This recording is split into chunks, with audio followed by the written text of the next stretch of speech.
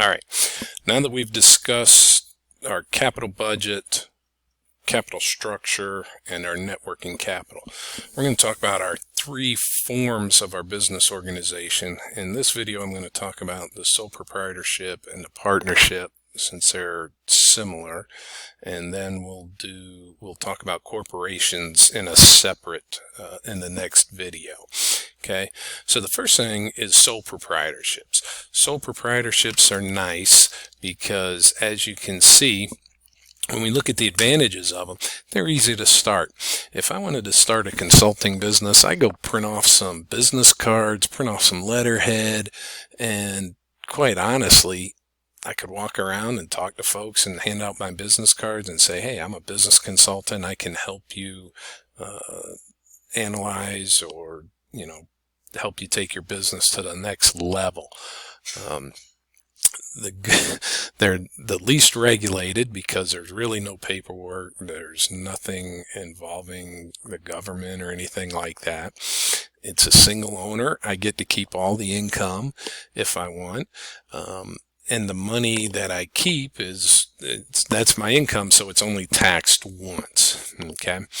Now, the other reason that sole proprietorships are kind of easy is with my consulting business. If I'm meeting with people and they say, hey, let's meet at your office, I can just say, hey, I'm extremely busy. I'm running from appointment to appointment.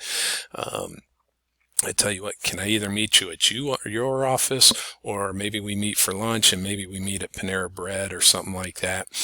The other person, quite honestly, doesn't know that, hey, really, I'm just getting started and I don't really have an office that I work out of. They just think they got a business consultant who's really busy and running around taking care of clients. So very easy to get started. Some of the disadvantages, obviously, is if I'm the sole proprietorship and something happens to me,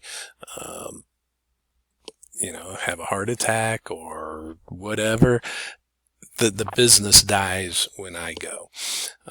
When it comes to equity capital, it's just the amount of money that I can raise myself, or how much I have saved.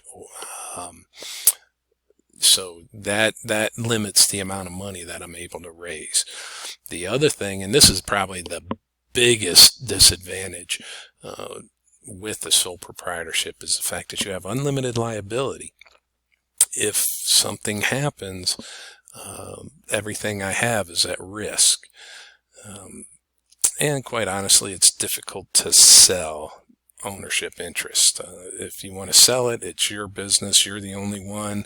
You can sell your client list, things like that, but it's difficult to divest the business. But let's go back to this unlimited liability. I'll give you an example.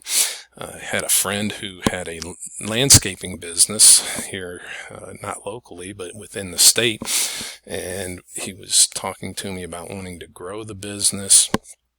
And I was asking him about if it was a sole proprietorship or partnership, LLC. He said it was a sole proprietorship. He wanted to keep it that way. And I tried to tell him about the liability that he had and explain that, if something happens, he could be in some serious trouble if there was ever an accident.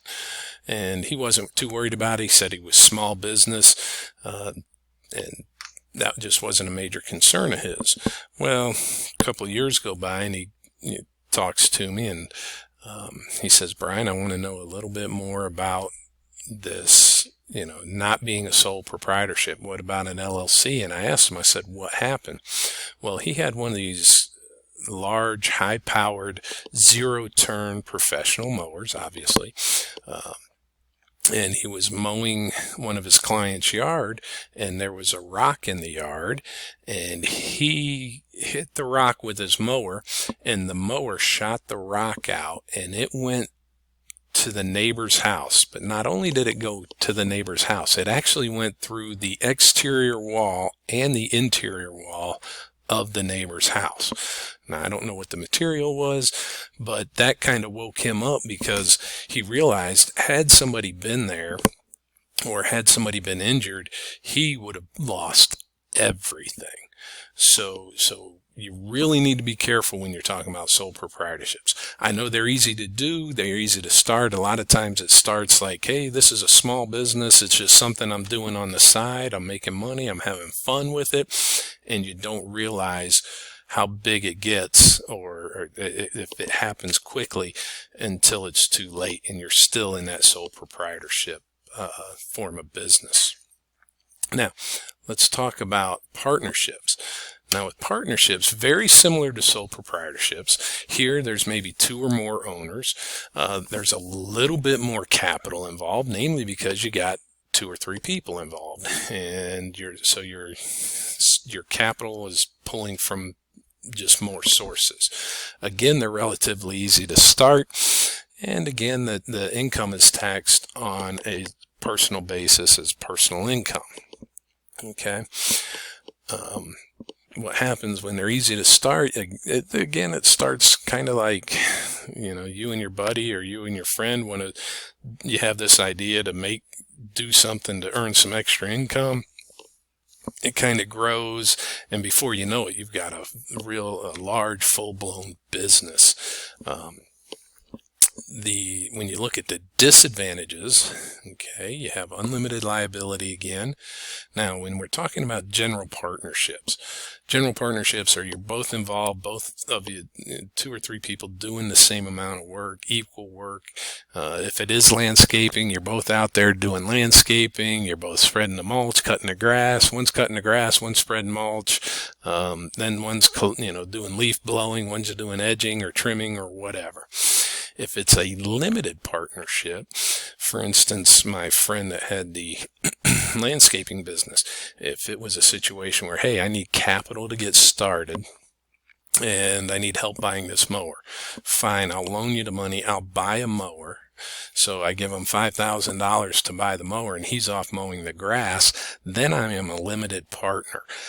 My only liability into that company is the fact that I bought the $5,000 mower. And if he's paying me off or giving me some, checks on a regular basis, then that's my only liability. Now, where that can change is if I'm like, hey, I'm bringing clients in, or I talk to a business who's looking for a landscaper and it's, hey, I got a buddy here who has a landscape business, you need to talk to him. Or if I'm helping to find clients, now all of a sudden I'm starting to blur that limited partnership, and that makes me more of a general partner. So again, you got to be real careful with these partnerships. The other thing that happens, like I said, they're easy to start. Partnerships are a little bit like dating. You first start off, it's real nice, everything's kind of good and stuff.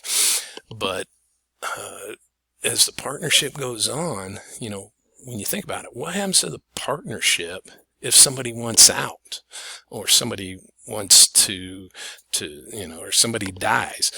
Well, the partnership dissolves. Well, if it's something that started small and it grew, and now all of a sudden maybe you have significant others and you got children, and one of the partnership dies, and then you got a spouse who's like, hey, my significant other was a member of this business and he died. Does that mean the business ends? And again, I kind of go back to the easiest example to think about is dating. It starts, you're really just out, having a good time, you enjoy each other's company, and next thing you know, oh, hey, there's more involved here. And then you got to think about what happens when it ends. And that's one of the things with partnerships that's difficult to think about. If you realize that this is a business and it's going to be your partnership and this is what you're doing, you have to kind of think about the end game. What happens when we want to get out, or if one of us wants to get out? What happens if one partner is kind of the business analytical side, who's taking care of the accounting, the books, the advertising, the marketing, and the other one is the kind of the hands-on expertise who knows, sticking with our landscaping, he knows horticulture, he knows, what types of plants you need, what kills the weeds, what to do, and they really don't interact or cross over too much. When that partnership ends, that could be very difficult. If you think about, hey, I want to sell out, well, now you got to find a partner who understands the other side of the business that maybe you didn't, that is not your expertise. So partnerships can be very difficult. And a lot of times you don't realize, like I said, they start small as a fun hobby, and you're making money, and then all of a sudden you realize, wow, we've got a full-blown business, and you don't think about the liability or what happens when it comes to an end, or a partner wants out, or a partner passes, until you reach that point. And usually at that time, it's a little too late. Okay. So the next thing we're going to talk about is corporations, but that's going to be a video in itself. So we'll talk about that next.